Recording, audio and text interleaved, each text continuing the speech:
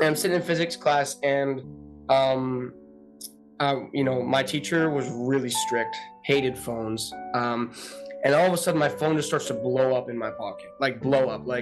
I got like one buzz, which I didn't think anything of it, but later I realized that was the email from Lisa saying you got the part. And then my mom also at that point was on the email because yeah, she would just help me respond to things when I was in school or whatever. So she texted me, and then she told my dad, and my phone, I could feel in my pocket just blowing up, and I'm like, what is going on in my life right now? And I'm sitting there in class, and I couldn't take it out because literally the teacher would yell. And we were doing a bottle rocket thing where we walked outside. So I went to the back of the line as we're walking outside, and I had a moment to pull my phone out, and I just saw Lisa Lloyd and then booking, and I knew it, and I was like, oh my gosh. And like I ran up to my friend, like right in front of me. I was like, I just booked Superman. I just booked the Royal Young Set, and he turned to me. He's like, no way. And I was like, yeah. And I was like so happy. And I was totally not paying attention for the experiment. My teacher like lost it with me because I was just like smiling and laughing. And yeah, so it was a really fantastic moment. I was just, yeah, I mean, I was thrilled. I couldn't describe that feeling. Anytime you book something, it's just great. But to play young Clark was really, really cool. I want to welcome you to another episode of Media from the Heart. My name is Ruth Hill, and I'm your host today and every day. Today's episode is so special to me. Dylan Kingwell. He and I go way back, which is kind of funny because, as you'll see in this episode, he's a young man now. He's graduated from high school, which just like blows my mind because I remember him from when he was a little boy. And I first reached out when I saw him on The Good Doctor, but I saw him in The Returned. And that there's a whole story as to why I saw him in The Returned, but I'm not going to get into that because this episode is about Dylan, not me. But I just want you to just jump in and watch this guy. He was able to record this, and before, like, we had to really work hard to book him because he's one busy young man. And if you go on his social media, you're going to find out just how busy. But hopefully you are going to recognize him from some Hallmark movies, The Good Doctor, Ruby in the Well. There's lots of things that he's in, and this young man, I am so totally impressed. And so just sit back and enjoy this amazing young man who I am just in total awe of. Take it away, Dylan. I want to welcome you to another episode of Media from the Heart. My name is Ruth Hill, and I am your host. And today I have a guest. I've known him for a while. In fact, I have to keep reminding myself, he's a young man. He's not a kid. I was just telling him about that because we first connected when he was a younger teenager. Now he's an adult. His voice has changed. So Dylan Kingwell, it is so wonderful to have you here. Such a joy. Thank you very much for having me.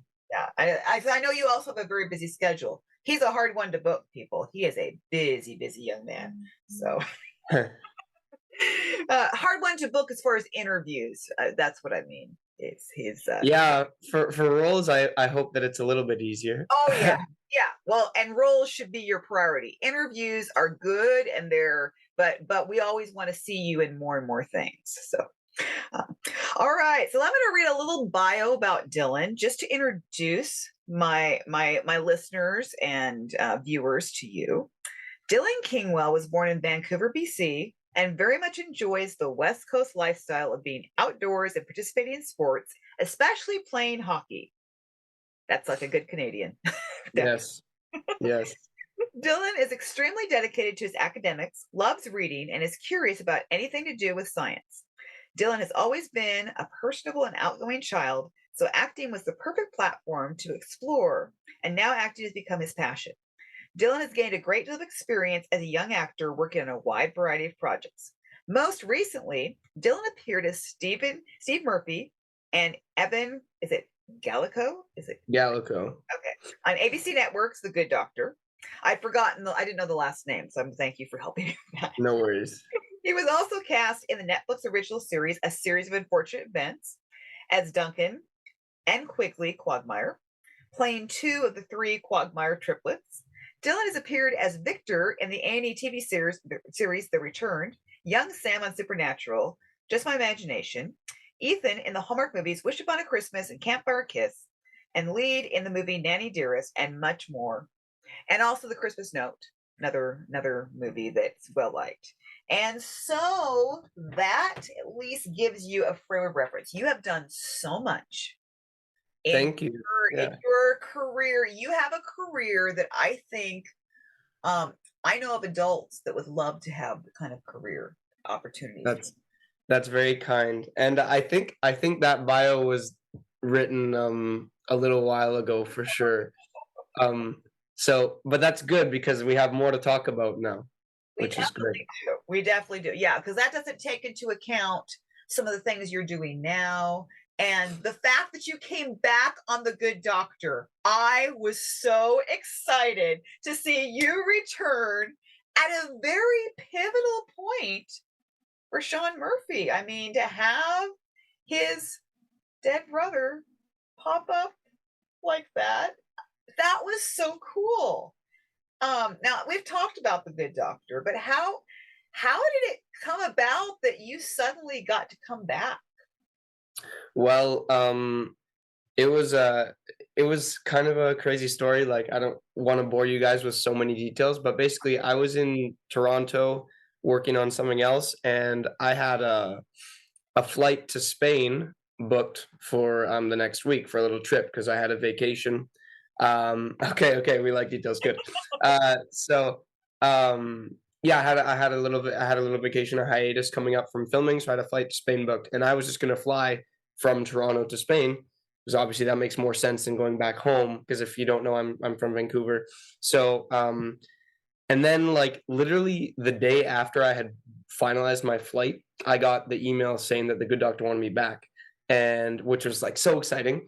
And The Good Doctor films in Vancouver, so I then I had to change my flight and everything because I had to go home. I shouldn't say had. I got to go home because I absolute like when I got that it came out of nowhere. I had no indication, like no one had told me that there's a chance you'll come back. Nothing. I hadn't heard from them in a while. And then yeah, and I was so honored and excited. So I basically I flew home from Toronto one day. The next day I worked on The Good Doctor, and then the next day I flew to Spain. So it was a crazy schedule. But yeah, it was fantastic, and it was just my agent sent an email out of nowhere saying, "Hey, can we? They'd love to have you back. In the next week or two." And I was like, "Okay, great." So That is cool. Well, I guess you learned what I've heard so many actors say. The way to ensure that you get a booking is to book a holiday. yeah, it's it's a saying that goes around, and I did learn it for the first time this year. Holidays for an actor are very it's tedious for sure, but these are great problems to have. You want, as an actor, you want to be working as much, and I would have, I didn't even have to think about it. I was like, yes, of course, no doubt in my mind. So yeah. It had to be great to be back on that set because I mean I have watched The Good Doctor. I mean, The Good Doctor, it's like my daughter came home from college and we're watching The Good Doctor and she's like, that show's still on? That was her response. Because of course she's been away at college, so she hasn't been keeping up with all the stuff.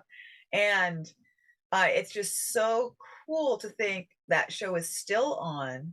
Still so much of the original cast, still such a wonderfully written show. I mean, it's a complex and they do such an exceptional job. And then you come on, and it's been a couple years since you've been on, maybe? Yeah, I was on. I believe it was the finale of season 3, and I would have shot that in fall of 2019. So it was, it was 3 years, almost 3 years. Yeah, so that must have been something. What did you have? I know you were on set long to film your part. I realize that, but were you connect with some of the cast maybe or crew that you had worked with previously?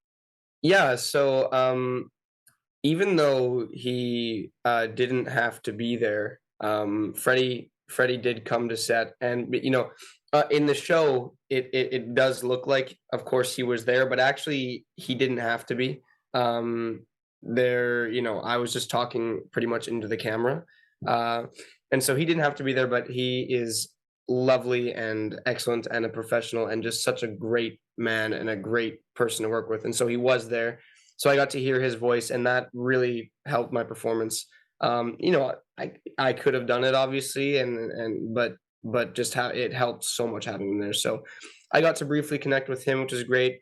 Mike Listo, who has been on since the very beginning, he was the director of I believe the episode was called Mount Rushmore, and it was like the third episode of season one or the second or something like that, and that was shot way back in like 2017, and that was when I was in the show the most in the first season.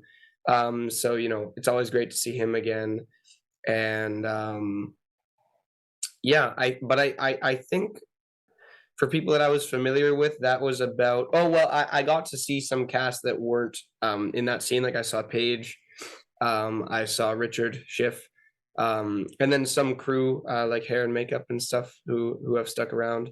So just an absolute pleasure. I mean, it's been so special because I kind of go back in these increments, right? And there's a lot of new people that I get to meet, and then there's also some people who've been there from the very start, and so it's a pleasure. I absolutely adore going back on that show. It's the greatest. I think it's the greatest privilege that I've had so far, I think, in my career. So That's so yeah. I know when your name popped up in the credits, I was like, he's in this. What? He's in this episode. Well, I mean, I get so excited when I see names that I recognize, but then it's like, you mean he's gonna pop up as he's gonna play the brother? Like, how is this? And I'm sitting there thinking, okay, he's in it. So how is that gonna work? And then to have your character pop up when he did, it was so memorable. I mean, I realized it was small, but it was so memorable and powerful because it was just that moment where Sean is kind of questioning things, not sure, because he's gone through so much over the past. His character's just gone through so much. I mean, Yeah. Freddie, I don't know how he even does he blows my mind in this He's show. he's talented from another world. That's a good way to put it. I like that. I mean, I just cannot get over. You forget that he's different from that character because you associate him so much with that character that you know. And then it's like, and then you see him in something else, and something else where he's just talking like himself. Like, oh, that's right, he's a real person. And he's got this accent, and all, and he doesn't have autism, and all those things. But he is so much has become that character so much. It's hard to it just so anyway, it's amazing. And I'm so glad you got to come back. And I hope they bring you back again. I think there's still more reasons they could bring you back because there are still unsolved parts of his past or and I realize you're getting older now, so that might be harder, but they can always Yeah. bring you back as a vision or something, who knows. Yeah, well, I mean, anytime I hear from those guys, it's an absolute pleasure. So, I'd be honored. But I'm really glad that it went over so well this time around. I've heard a lot of good things about it, like good reactions and stuff. I think it was like a really great Steve and Sean moment, just a classic. And so I was just, yeah, it was an honor. That's all I can really say. They could always bring you back as the character that you played when you were a patient. They could bring you back. I believe things didn't work out so well for Mr. Gallico, unfortunately. Maybe they could resurrect your character.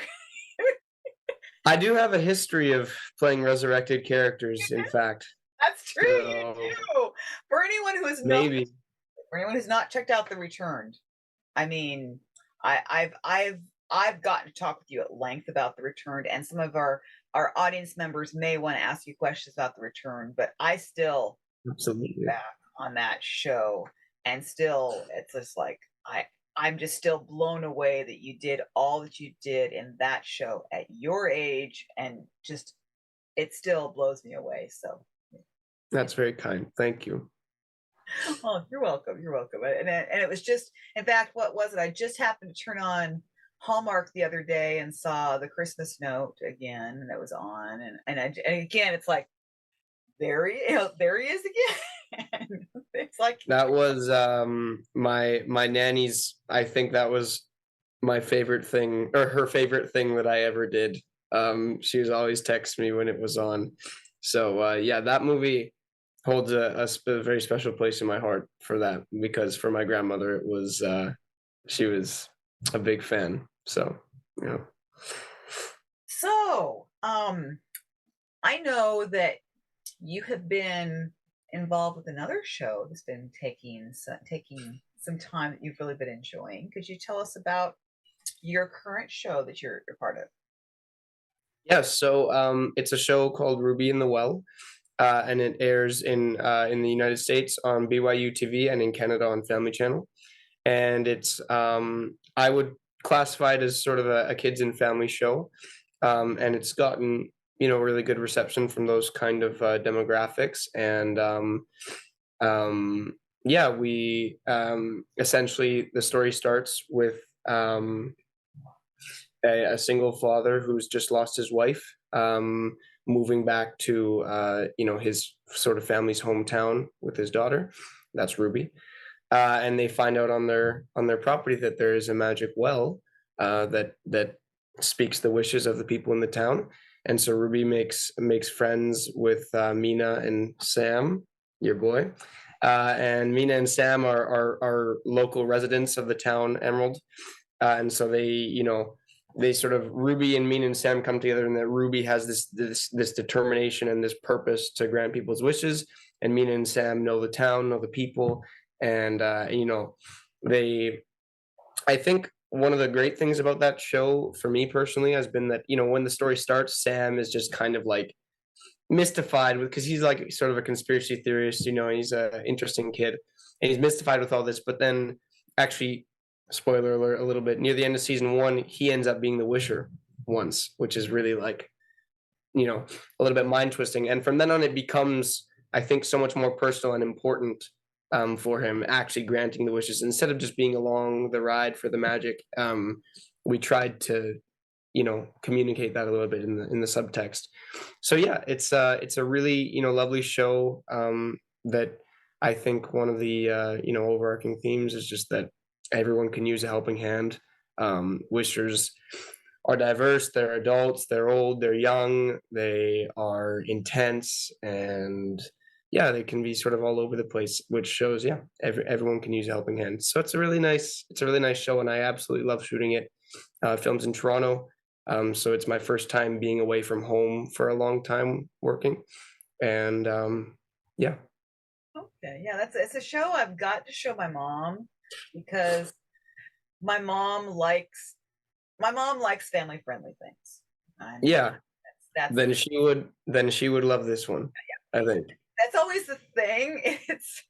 It's I can watch things, or like I would not introduce her to Returned. I love The Returned, but I wouldn't introduce her to it because it would probably be a little bit too, because that's why. So I will just say that for my listeners, viewers, The Returned, I personally love it, but if you're not about edginess, that's probably a show that you may want to just go into, to at least understanding that it's not going to be Hallmark friendly. Okay. It's a good warning to give. Yeah. Well, I just think it's important. I always want to make sure, because my viewers and listeners, a lot of them are Hallmark, really into Hallmark. Some of them are willing to go a little bit outside that universe. Yeah. And so I always want to be very mindful of that when I recommend things. But this show, it's called Ruby and the Magic Well. Is that what it's called? Ruby and the Well. And the Well, not the Magic Well. Okay. All right. It is magic. It is magic, but not in the title. Okay. Ruby and the Well. So that's one that it sounds like we could feel comfortable saying this is going to be something that if you like Hallmark, you like family friendly content, this is going to be something that's safe for the family to sit and watch. Absolutely. And you can, if you are in the States, or if you got a VPN that made it look like you were in the States, you could stream it for free on the BYU TV app. There you go. So there's your way of watching. It's also on Amazon Prime, seasons 1 and 2. Oh, So if you have good. Amazon Prime, Oh, yeah, it was really great. We got on streaming, which was like fantastic. So and hasn't yeah. the show been? I know it was nominated for awards. Did you guys win awards yet, or? We did recently win something. Yeah, I don't. Do you mind if I actually check the email? Because I don't want to misquote what exactly we won. So I will just check it here. The email was from, yeah. So it was something called the Content Innovation Awards, and let's see. Ruby in the Well won the Content Innovation Award for Best Kids Launch of the Year. Hey, well, that's pretty awesome. I thought I had seen some. I try to follow the stuff that comes out. There's a lot out there, but I thought I remembered seeing that. So yeah, okay. Well, that's gotta be exciting because I'm trying to think over the course of your career. I know you've been nominated for things. Do you happen to know how many awards you have won, or have you won awards? Well, personally, Dylan Kingwell has only won one award, and that was a Joey Award in 2016, which is an award for essentially BC performers. We were talking about the Joey Awards, which I'm actually, and you were talking about, so you won a Joey Award back in 2016 for what? That was best actor in a guest starring role, and that was for Supernatural. Oh, okay, that's awesome. You know, the Joey Awards is the only award show I've ever attended in person. Oh yeah. Yep, that was back in I don't think it was 2016. I want to say it was 2017, but I'm not 100% sure. I'd have to look at my records, but it was right or somewhere around in there. So I'd have to look, but yeah, the Joey Award. So that's so you've won one award. Now we just need to get you to you because you're certainly, in my opinion, deserving of many more awards for your work. Thank you. That's very kind. Yeah, and then as far as shows I've been in, the Babysitters Club has done well at the Emmys even, which is very cool. I'm struggling to remember if we won best ensemble. I think so, maybe somewhere. Maybe it was like a Joey Award that we won, or I believe we won best ensemble somewhere. I don't think at the Emmys, but like somewhere like that. Yeah, and Ruby in the Well is also nominated for the soundtrack, which, you know, I had nothing to do with that, but really cool. So yeah, we've got it's cool. And then A Series of Unfortunate Events was always on the list for things like set design and wardrobe. I know was a big one, costume design. So yeah, I've just been really lucky to take part in some of these shows with these exceptionally talented people in all parts of the production. So yeah. So okay, so you've got Ruby in the Well going on now, and what seasons? You have seasons 1 and 2. Is there a third season coming, or do we know? At this point, it's not clear. Has not been announced. Good So to know. Okay, so we'll keep hoping for. Always are hoping for more seasons. That's always the thing. I know. yeah, and then as well there was The 100, which I was really lucky to be in season 7 of that back in 2020, and that over its 7 seasons, I'm sure was nominated for some kind of things. Whether it was the actors of the show, I don't know, but I mean, the show was massively successful. And then Superman and Lois, which is also another one of the recent ones that I've been lucky enough to do. My goodness. So, yeah. I think I'm behind on watching some of these things that you've been in. Yeah, I was really lucky. I got to be in 3 episodes of the first season of Superman and Lois, and that was an absolute pleasure because I was playing young Clark. So yeah. Well, of course you were. I can totally. Now we just need to get what we need to get. Now, I'm going to throw this out here. Disney needs to take a look at you, as far as I'm Uh, concerned. I will divulge that in the past I've auditioned for Disney Plus, and that's all I'll say on the matter. But Okay. yeah, so Yeah. it's maybe one day, maybe it's in the works. We'll I, see. I'm going to hope that it is, because it's like it's high time. You have had all this incredible experience. You're so versatile.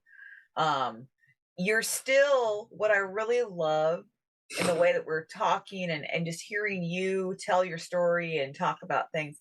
You still have that humility, that work ethic, and with all your success at such a young age, I mean, we know that young people who get involved in acting and film industry and all that early on can sometimes have real problems by the time they're 18, 19, 20. And you seem like you're on a path that's not happening for you, which is good. Well, thank you very much.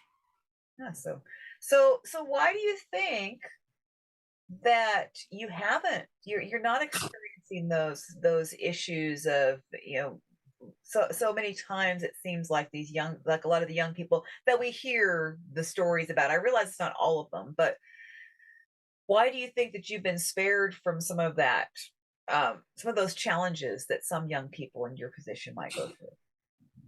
Um, well, I think it has a lot to do with the people that I've been lucky enough to have around me. My parents, both of them, are incredible parents, and they're can't say enough good things, really. My mom has been on set with me nearly every day of my career, which ends now, by the way, because I'm 18, so I don't need my parents anymore. But yeah, I, you know, couldn't say enough good things about them. They're entirely responsible for the person that I am becoming. Yeah, and then beyond that, my representation, Lisa Lloyd and Tom Gusway, I owe my entire career to them. I seriously do. So yeah, and then friends and other family, sisters, aunts, uncles, grandparents, everyone contributes. And yeah, but I really think that, people are often a product of their environment, and that applies to me too. And I've just been exceptionally lucky, really, to have such great people. So yeah. That's great, Dylan. And then what I'm hearing from you is gratitude and community. Like, you are grateful for every role that you ever book. It's not like it's not, so you have gratitude for the career that you've had, for the people that you've gotten to work with. And then that community has been so supportive. So I'm hearing, and I really do believe that those two elements, there's a lot more, but those two elements are really strong with you. I can see that. And I would agree that that's kept you on the right path. And so that's great. I am you're that's one of the reasons I want to bring people like you on the show, to say you don't have to go through sometimes people have these weird ideas. Well, if you get in film and TV, you have to you're going to end up being like this, the Yeah. list of things. And yet you haven't. I'm not saying you haven't had any problems. Okay, I mean, you're human. but but you are showing us that there is another way. You don't have to fall in, become one of the statistics that's out there. So Absolutely. I mean, there is, the phrase child actor has I would say, not a positive reputation. And that's what I've always been. But no, it's just, yeah, I mean, I can't even, take any of the credit for that. It's really just the way that my parents have raised me, amongst my family. They've never, you know, on set, it's hard because when you walk in a set as an actor, you are treated differently than other people, and in a positive way, in the sense that you're treated like you're very important. Actors are pampered, really, is the only fair word to describe it. And so, it does make sense to see, people gain a little bit of success and it gets to their head. Um, but it's, no matter how been treated on set, and I've been lucky to just have been treated amazingly by all the crews I've worked with, really. Um, when I get home, I'm just Dylan, and I'm perfectly happy like that, and that's how I want it to be. Because I don't that there's different things that come with acting, but that's just always been my like main activity. I don't see it as any different than my sister playing high level hockey, or my friends who have their activities and everything. It just so happens that mine involves a little bit of glamour, I guess, around it. But in the end, we're all just pursuing our passions and the things that we love to do. And that's been I've been reminded of that over the years by my parents and everyone in my life, and I think that that's reason number one that I've been able to just make it through some of the crazy stuff that happens and be okay. So yeah. Oh, well, thanks for sharing. Excuse me, by the way, if I'm sniffling a lot. I'm getting over like a really bad flu. Yeah, that's okay. You're doing. I kind of figured you were, but you're doing fine. It's fine. You're fine. No, but thank you for sharing all that, Dylan, because it means a lot when you come to someone like me who is I'm getting closer to 50, not that far off. And so when I look at young people, I want to look for positive young people, positive people who like you, and that's just what that's that. Yeah, you're an actor, so that's exciting to bring on the show. But really, what you just shared to me is the most important thing, and so thank you. You're welcome. All right, so I know that we have people who want to ask questions. Who are in my audience. And so, okay, Timmy, you are ready and raring to go. Yes, I just have a couple of quick questions. I love how grounded you are. I really enjoyed this conversation. It's flowing. I like listening to the two of you talk. So my first question is, what was the best advice you were ever given that furthered your acting career? Ooh. That's a wonderful question. Thank you.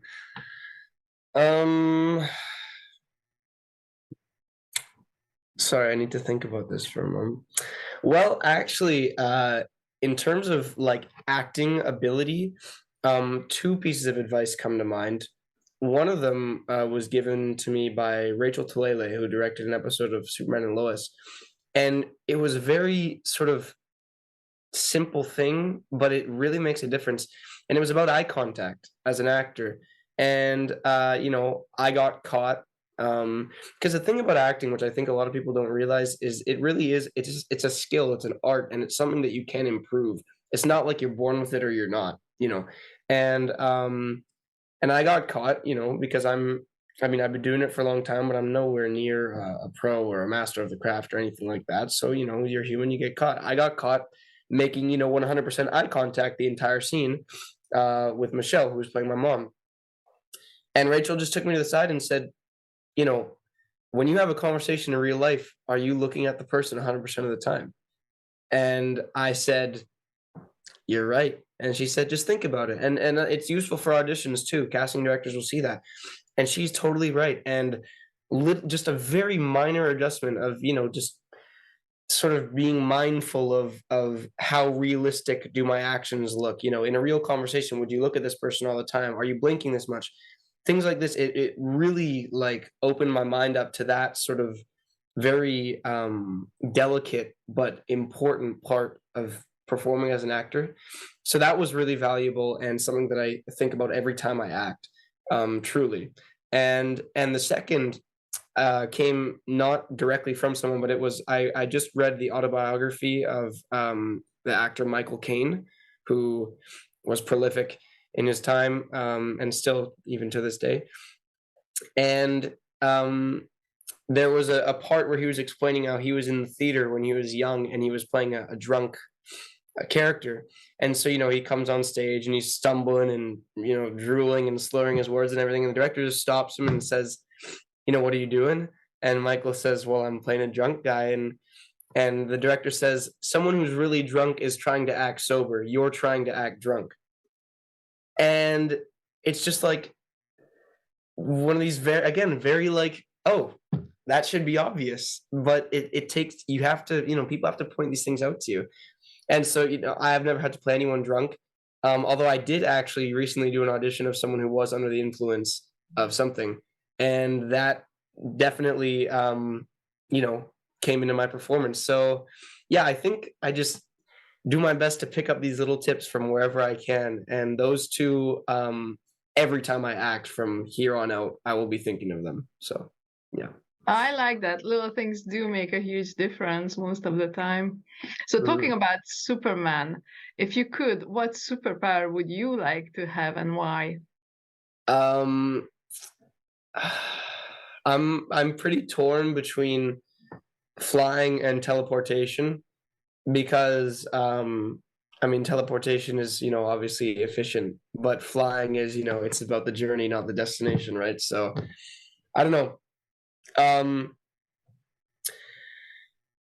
No, I would say teleportation. It just seems like, if you were ever in like a dangerous situation, then now you're not. And if you ever just really, really want to see, the New York skyline, you can.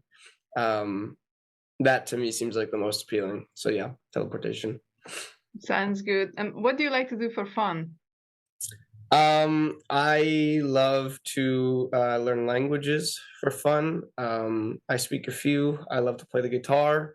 I love to. I'm a huge into the World Cup. I in the last year I've become a massive football fan, and I've always kind of been aware of it because my granddad is English. He was born in Newcastle, and Newcastle's having an excellent season this year. So I've always kind of been aware of it, but really in this past year I've gotten super into it, and now Canada's at the World Cup, and so it's all kind of coming together. And I like just before this I was watching Argentina versus Mexico. Like I'm so into it. So yeah, I got a couple things that I love. What languages do you speak? I'm fluent in English, French, Spanish, and Italian. Oh wow, that's impressive. Thank you.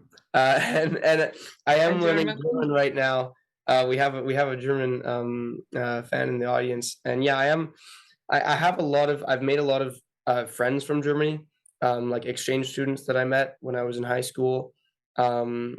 And the same thing with Portuguese. I've met a lot of Brazilians, and Portuguese, because I speak Spanish and Italian and French.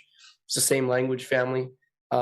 So I'm working on that too. And Portuguese is so different from German that they don't really like, I don't have to worry about mixing them up. German, I assure you, is miles different from anything. So yeah, I just have a huge passion for it. I kind of fell into it in the past couple years, just meeting people that spoke these languages, and it ignited my passion. Then I got to go to these countries. I got to go to Spain and stay with a Spanish family. I got to go to Italy and stay with, my best friend, who's Italian, and I stayed with his family. And so just kind of, I didn't really do it on purpose, but I met all these people, and it just, I realized how much I love it. And now I am doing it on purpose. Like, even though I'm not going to Brazil or Germany anytime like super soon, I have a passion for the languages. So yeah. Yeah, I'll give you one advice. Don't try to attempt Hungarian. That's one of the most difficult languages. I've heard that Hungarian is difficult. Yeah, Hungarian, and I also like, it would be cool to speak a Slavic language, but they're just like they're quite difficult too. Some of them, like apparently, some people say Czech is the most like difficult language in Europe. I don't know. Hungarians might disagree with you, but yeah, yeah. I think all of these languages have their own challenges, definitely. Well, we'll see. One day, if I meet someone Hungarian, if I'm gonna go there, I'll try my hand at learning it, and we'll see. Sounds good. So we have a date in 5 years' time. Let's see how much you can improve. Yeah, 5 years is probably sufficient for Hungarian, or maybe not quite even. There's the U.S. released a sort of a ranking of languages and the difficulty, and how many hours it should take you to learn a certain language. And there's like level 1, level 2, level 3, and all the languages that I speak are in level 1, I believe, like French, Spanish, Italian. They're the easy ones. And then in Portuguese would probably be there too. And then the next level down is when Russian comes, or not Russian, German comes in. German is considered level 2, and then below that would be like Mandarin, all these like totally different ones. I mean, from the perspective of an English speaker, obviously. Um, so yeah, I'm sure Hungarian is definitely not level 1. Yeah. No, thank you so much for answering my questions. Of course, really nice to meet you. And you. Timmy, thank you. Those are great questions. You can see I love having this audience interaction. Yeah, this is fantastic. So who would like to go next? And now I'll tell you, Paula Cooley. Well, unless somebody else wants to come on, and you don't have to. I don't have to spotlight you. If you just want to ask a question or even put it in the chat, you can do that. But I think Paula does her research. That's not to scare you. Paula, are you ready? Okay. She asks really great questions though. Lovely. Hello. Hi, Paula. Nice to meet you. Nice to meet you. Except Ruth already went over the thing that we've talked about. Is Good Doctor. We're big fans. And Right. we were so excited when it was you reappearing. It was just like, oh my God, oh my God, oh my God. It was really good. But do you have any idea if they're going to ask you back? I wish I could tell you something, but I have no idea. I mean, like I said, when they gave me the email last time, it was out of left field. I had no clue. So they keep you on your toes like that in this business. So well, I always start with is that I'm not from Ruth's world and I'm not from your world. I am just outside looking into your life, into your careers and different things. And I like to know about behind the scenes. Mhm. First of all, schooling. Did you go just to a regular school system? I mean, you've been acting since 4 years old. How did you keep up with, or did you have tutors all the time, or homeschool, or how did that work? Yeah, so I always went to public school, and if I might add, I think that is another one of the things that might have contributed to just helping me, stay normal throughout the years, because there's one place that humbles you, it's a public school. But no, I've always been, and I've always been really happy. My friends are all there, and but yeah, so when essentially in Canada, anyways, there are laws and very similar laws in the States that if you are in school and you work more than 3 days in a row during a school week, you have to have a tutor on set for those 3 days, and you have to do a minimum of 3 hours of school per day.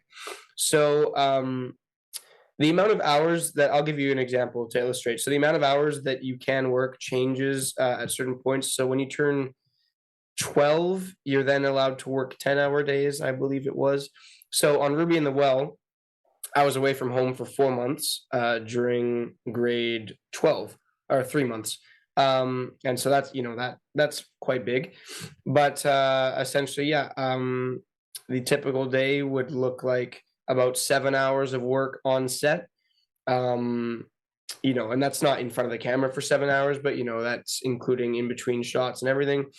3 hours of school, and then a 1 hour usually for lunch. And so most days, and then if you count travel time, most days are about 12 hours for an actor who is 16, anything really like above 12. A day would be like that if you have a full day. And then sometimes with the school, and essentially how that works is you have the tutor and you connect your tutor and your teachers back at home, and you essentially, the teachers send you the work, and because everything can be done digitally these days, and if you need to write something by hand, you print it out, write it, send it back. If you don't, you just do it on your laptop, and yeah, it was, and some planning went into it on my part.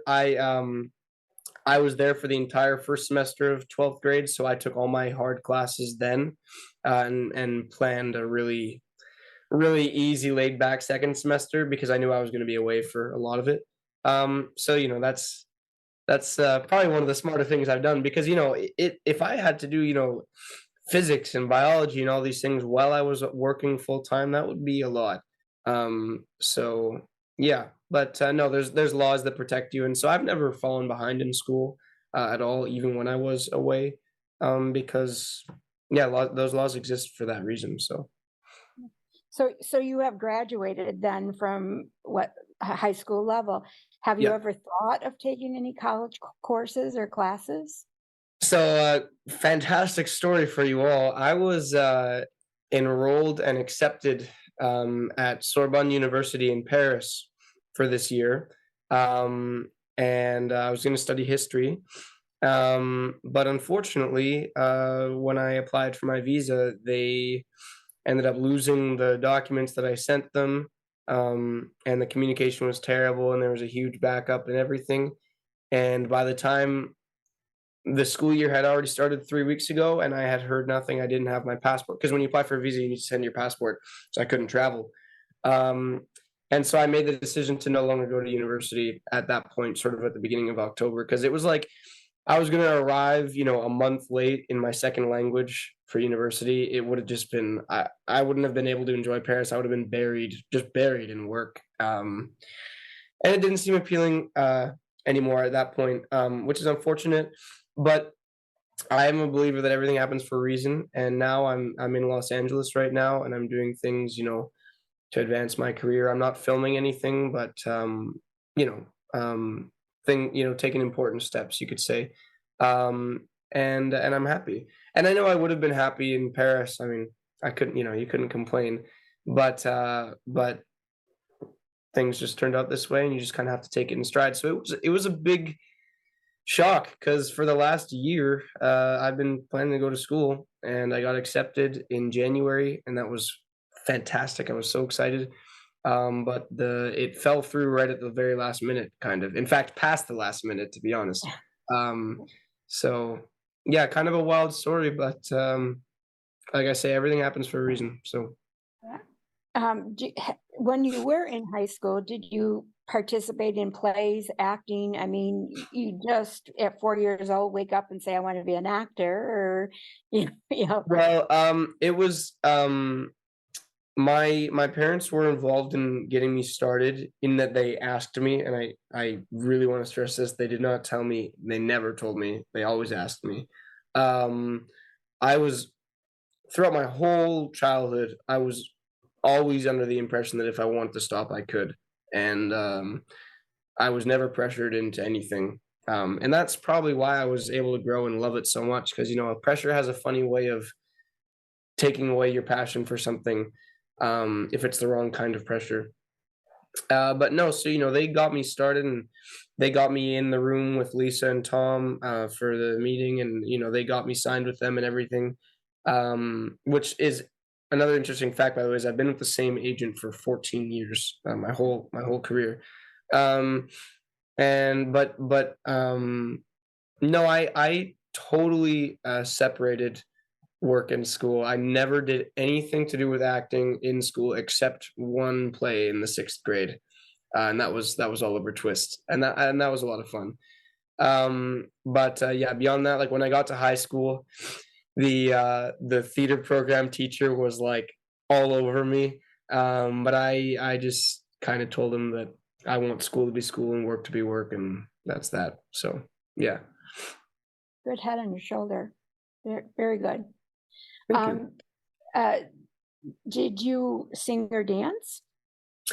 I do. I like singing. I have my guitar right here. I love music. I think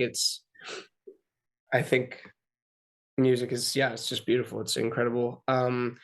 I don't know if I sing very well. That's another topic, but I try. I think I can carry a tune. I'm a good campfire guitarist, let's say. Um, I'm definitely not the next George Harrison, but I can lead a sing along.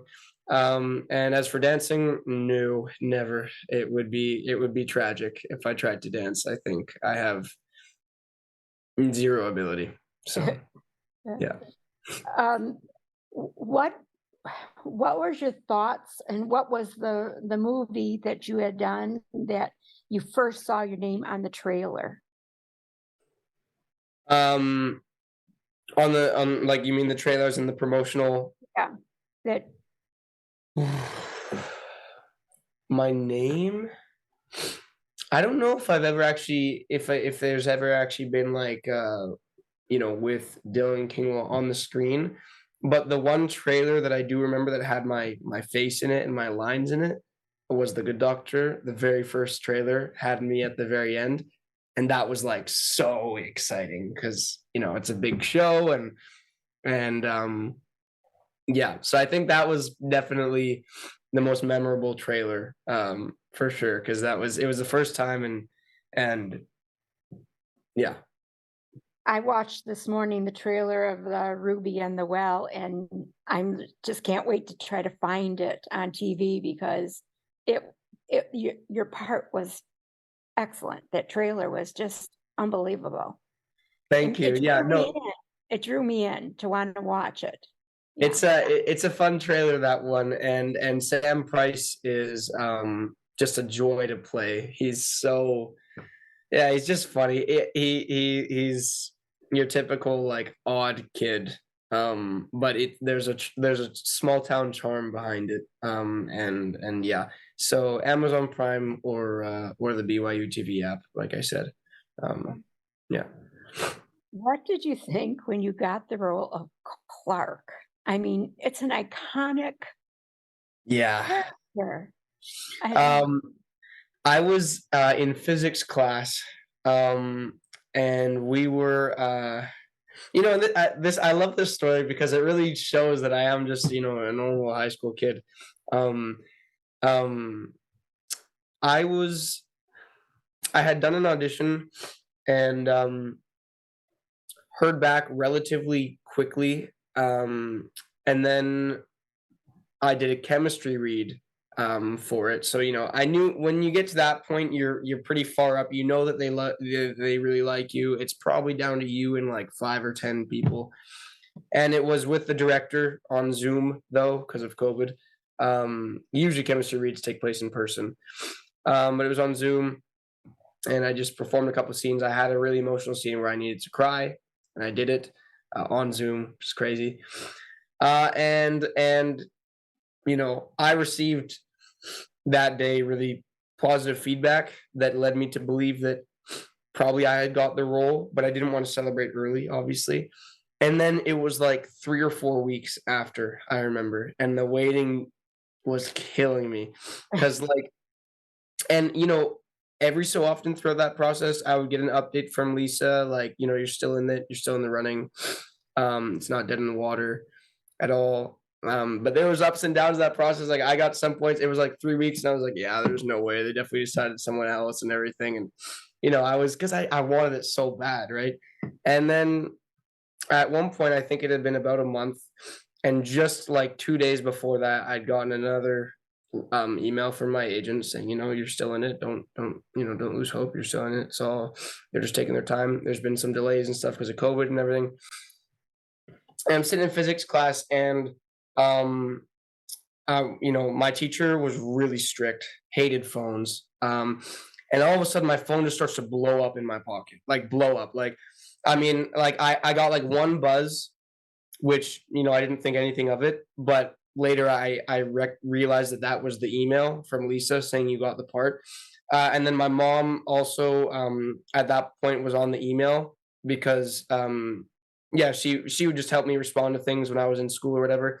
So she texted me, and then she told my dad, and and my phone, I could feel in my pocket just blowing up, and I'm like, what is going on in my life right now? and I'm sitting there in class, and I couldn't take it out because literally the teacher would yell. And we were doing a bottle rocket thing where we walked outside. So I went to the back of the line as we're walking outside, and I had a moment to pull my phone out, and I just saw Lisa Lloyd and then booking, and I knew it, and I was like, oh my gosh, and like I ran up to my friend like right in front of me. I was like, I just booked Superman. I just booked the Royal Young set, and he turned to me. He's like, no way, and I was like, yeah, and I was like so happy. And I was totally not paying attention for the experiment. My teacher like lost it with me because I was just like smiling and laughing, and yeah, so it was a really fantastic moment. I was just, yeah, I mean, I was thrilled. I couldn't describe that feeling. Anytime you book something, it's just great. But to play young Clark was really, really cool. So yeah. The trailer again is awesome too. I'm going to look into that one also. I have a list now of things I have to watch. You mentioned just now when you were talking about crying. How do you automatically cry? You just it calls it from the scene, and you got to cry. What do you do? How do you get to that point? Excuse me. Well, my approach has changed over the years. Um, on the 100, I had a scene that ended up. Well, there was one scene that did make the final cut where I am crying, and then there was one where I was crying like way more that didn't make the final cut. It was a scene where I met my parents who had abandoned me when I was a child, and so obviously there were tears involved, and I got it done. Um, Back then, I sort of took the strategy of just just thinking of the absolute worst things that I could conjure up in my mind, really just the worst things I could conjure up, and combining it sort of with trying to, put myself in the shoes of Luca, meeting your parents who abandoned you, and sort of it sort of felt like a brute force kind of approach where I just kind of forced myself into it. And it's really tiring mentally, that approach. It's hard to recover from and go on, I found after a day of that. Um and I think it I mean, it didn't make the show, so I never got to see it, but I know that the director was very pleased with it on the day. I think it looked great, and it gets the job done for sure.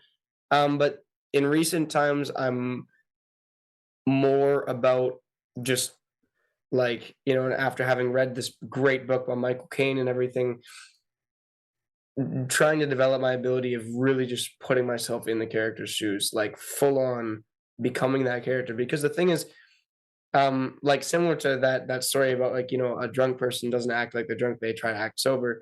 Someone who's crying, isn't trying to cry, right?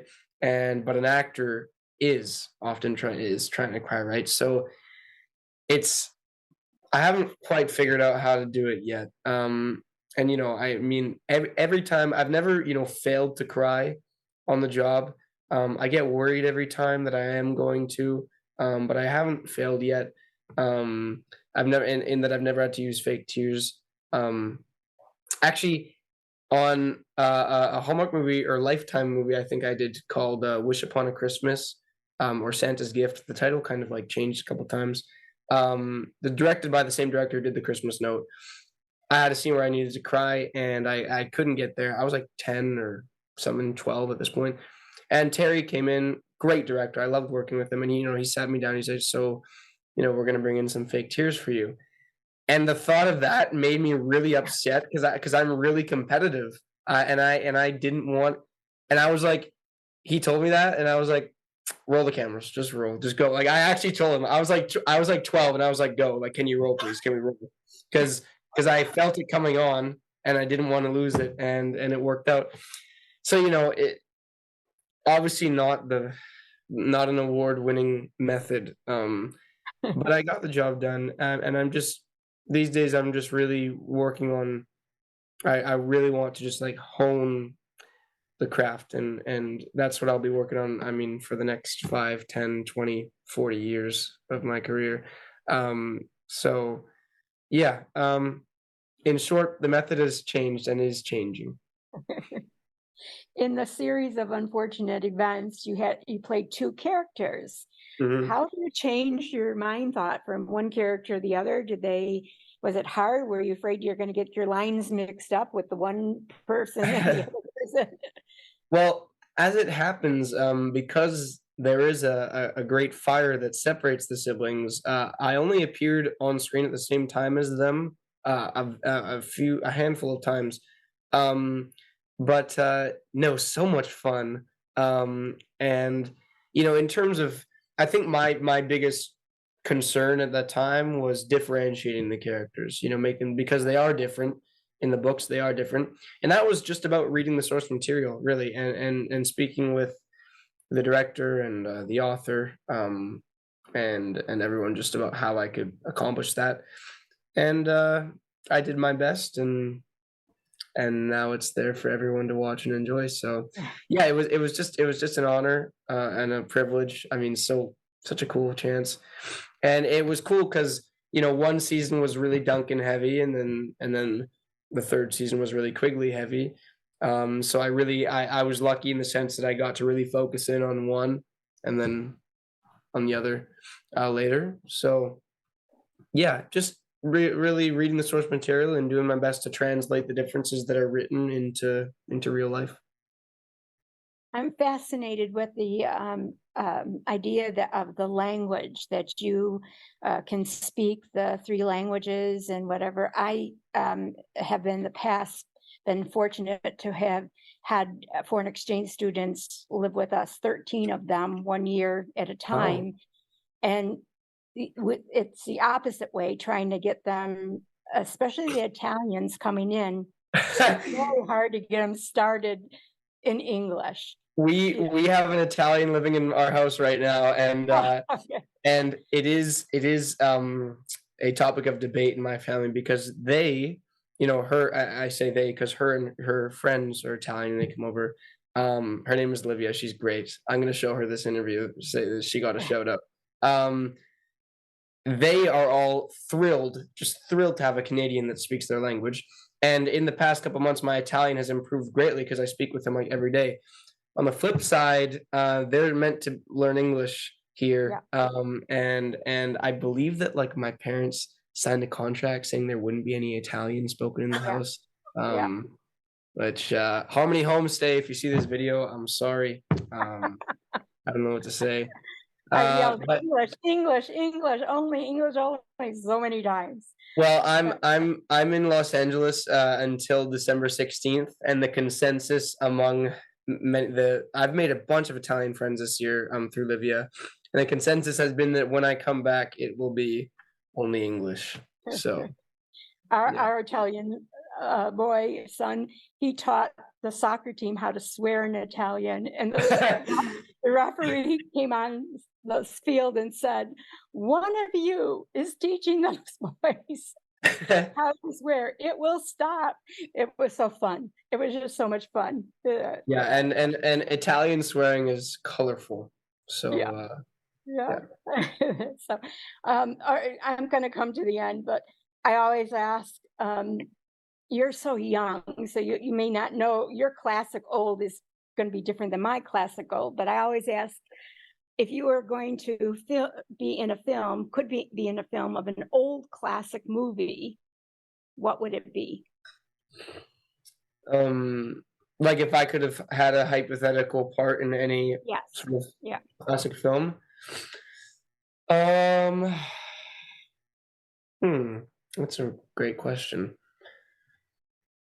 It would have been awesome to be a part of Forrest Gump. Okay. That movie is I don't know if it's classic. I miss the 90s. It's for me it's definitely It was classic. Um I'm 70, so our classics are a little bit different. well yeah, no, but I absolutely adore that movie. Yeah. My favorite of all time actually, so far. And so, yeah, if I could have played, I mean, I don't really know if there was much of a role for an 18-year-old boy in that, but if there could have been, it would have been great to have been alive at that time. He was young. We could have been him at the young age. That's Yeah. true. Yeah, yeah. Yeah. Oh yeah, yeah, yeah, yeah. You're right. But it was just he just played himself. Yeah. And then you had the classic 16-year-old that actually looks like 35. So yeah, Yeah. life is like a box of chocolates. Great quote. Yeah. Yeah. Well, I thank you. This has been so much fun, and Ruth and I have been waiting for this day, so it was really very much fun. Thank you so Thank much for you. answering the questions. Pleasure to meet you. Thank you for the great questions. Thank you. That's great. Yeah, thank you, Paula. She always comes through with those great questions, and this is what I love, because they ask questions differently than I might, and I like that. I like being able to just turn it over to them, and they do such a good job. Yeah. And you are answering the questions. I've learned so much. I've been just loving all that you've been sharing. So thank you. Of course. Of course. All right. So is there anybody else who wanted to ask a question? Even if you didn't want to come on, you don't have to come on, but if you had a question, even if you wanted, put it in the chat. Okay. I see. Yep. I see you. Just a moment here. All right. Kelly. Hello. Hi.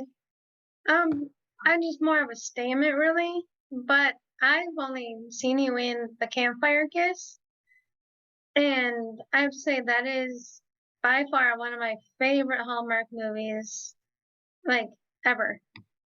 I'm And happy to hear that. Thank you. yeah, so I just wanted to say that. And I have Amazon Prime, so I'm definitely gonna look up that Ruby in the Well, because that sounds really cool. Beautiful. Yeah, no, I think it's a great watch, and it's just heartwarming. It's nice. I think it makes you feel warm and fuzzy. So yeah, I hope you enjoy. Yeah. Yeah. Yeah. Nice to talk to you. You too. Yeah, we've got some definite Paul Green fans. Since I work for Paul Green now, I do attract that. Do you? Yes, I'm his assistant. Oh, wait, wow, cool. Yeah, that's what I've been doing. That's what happened to me during COVID. Is I stopped teaching and I became his assistant. So Okay, awesome. And thank you. Someone sent a message, Jillian, if I'm pronouncing, or Jillian. Is that how you pronounce it? yeah, probably so. Yeah, something like that. Okay, yeah, I see that. Thank you for the kind message. Yeah. Appreciate it. Yeah, and that's the thing is what I love the fact that my audience that comes on, because I want to be supportive, but I love the fact that they're supportive. So then you just get this whole group, and they're just so positive, so wonderful. So and so as we wrap things up, I think I got everybody who probably wanted to go. So with the holidays coming up, now you're in Los Angeles, but you'll be home for the holidays. Is that right? I will be home for the holidays. Yeah. All right. So do you have a special tradition that you're looking forward to? Something that you're going to do this holiday season that you're excited about? My family has a few. I don't know if I'll be there for putting up the lights this year, because my dad likes to do. I mean, we like to do that on December 1st. So actually, so his birthday is November 29th, so we often do it then as like a little, we cheat a little bit. So I live in a townhouse complex, and strata, and so they have very like strict, oh, you can't put up your lights until December 1st, but we often like cheat by a couple of days because it's his birthday, and we take great pleasure in that. And beyond that, tortilla is our Christmas Eve meal, which, if you don't know, it's meat pies, essentially, but it's a French Canadian dish. Comes from my grandfather, who was born in Quebec, we do Christmas Eve dinner always at my place, and then Christmas dinner at my grandparents'.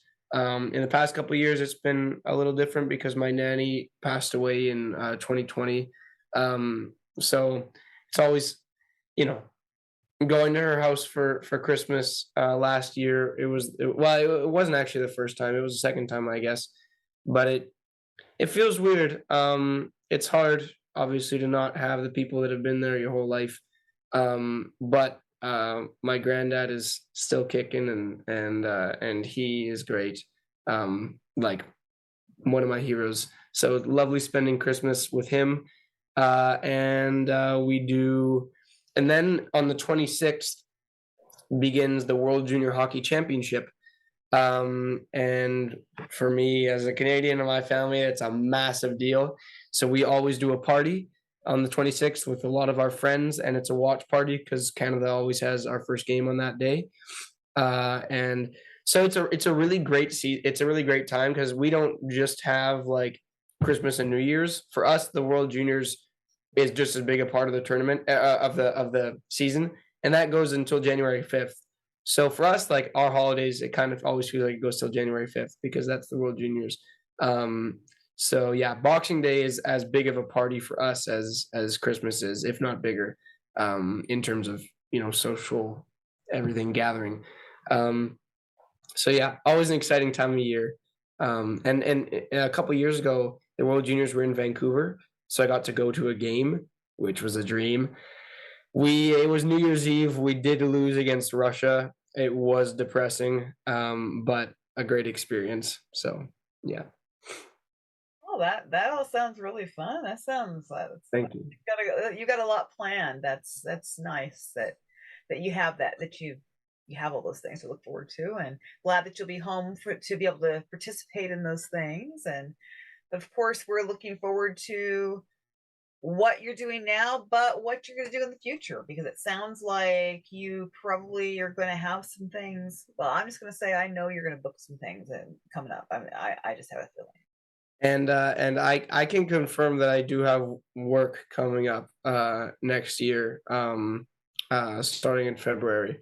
So I just can't say what it is yet, but I can tell you there is new Dylan content coming out at some point. So yeah. That's exciting. We have plenty of stuff to keep us busy till then, because I got to get caught up. I got behind. I gotta get caught up. And so thank you so much, Dylan. It has been so great catching up with you. You've been just a delight, and now I won't think of you as a little kid. I'm really after now having talked with you, it's like, okay, now I can really move to, you are now a young adult. You are now you have the image yes in your mind. So yeah.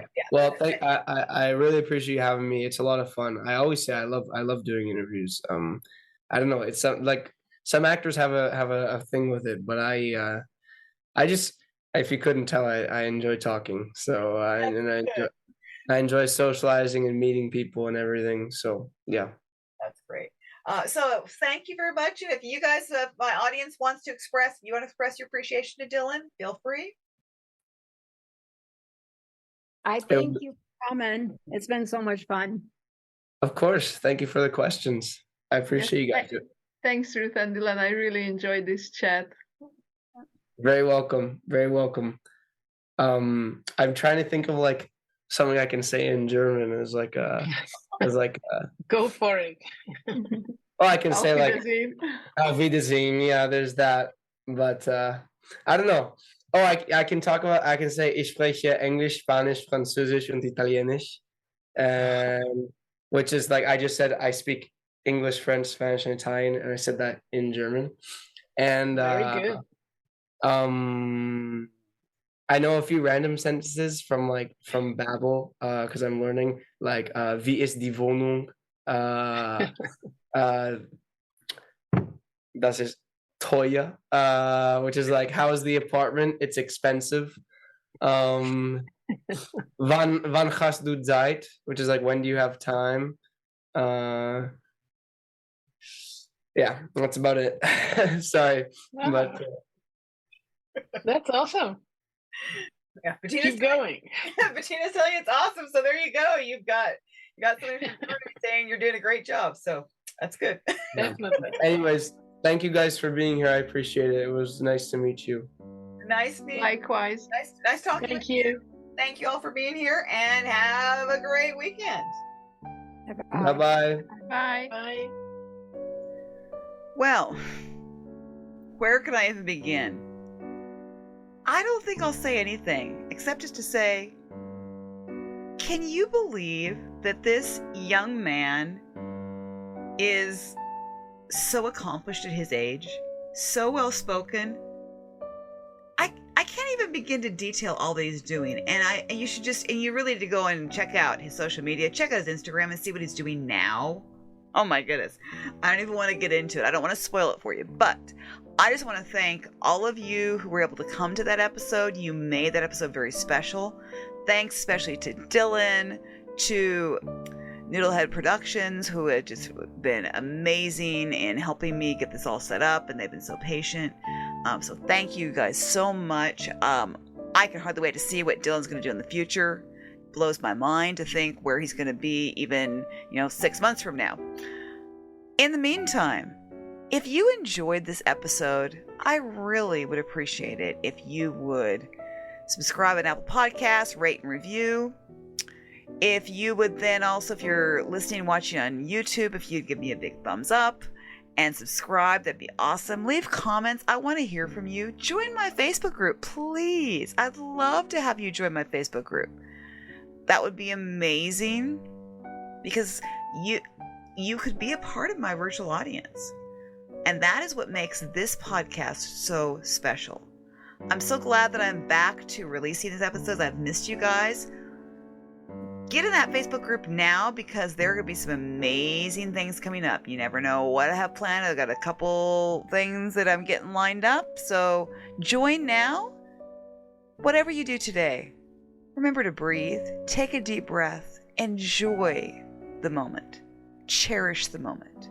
May God bless each and every one of you. Thank you for your amazing support. And I will see you on a future episode of Media from the Heart. God bless.